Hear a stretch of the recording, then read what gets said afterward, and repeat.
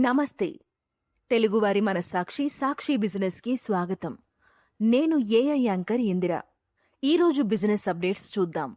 దేశీయ స్టాక్ మార్కెట్లు వరుసగా రెండో రోజు భారీ నష్టాల్లో ముగిశాయి. ఇరాన్ అమెరికా మధ్య చర్చలపై నీలినీడలు కమ్ముకోవడం, హర్ముజ్ వద్ద దిగ్బంధనం కొనసాగుతుండడం సెంటిమెంట్ను దెబ్బతీసింది. చమురు ధర బ్యారెల్ మళ్లీ $100 ఎగువకు చేరడం సూచీలపై ప్రతికూల ప్రభావం చూపింది. దీంతో సెన్సెక్స్ 850 పాయింట్లకు పైగా నష్టపోగా నిఫ్టీ 24,200 దిగువన ముగిసింది. ఉదయం నష్టాల్లో మొదలైన సెన్సెక్స్ రోజంతా అదే బాటలో పయనించింది.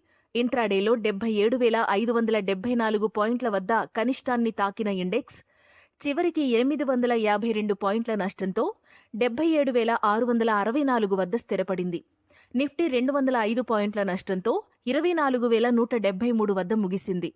సెన్సెక్స్ 30లో Trent, Bajaj Finserv, Tech Mahindra, Mahindra and Mahindra, Infosys stocks ప్రధానంగా నష్టపోయాయి. డాలర్తో రూపాయి మారకం విలువ మళ్లీ 94 మార్కు దాటి 94.10కు చేరింది. అంతర్జాతీయ మార్కెట్లో బ్రెంట్ క్రూడ్ బ్యారెల్ ధర $103 వద్ద కొనసాగుతుండగా బంగారం $4,688 వద్ద ట్రేడ్ అవుతోంది. ఇవి ఇవాల్టి బిజినెస్ అప్డేట్స్. చూస్తూనే ఉండండి సాక్షి న్యూస్.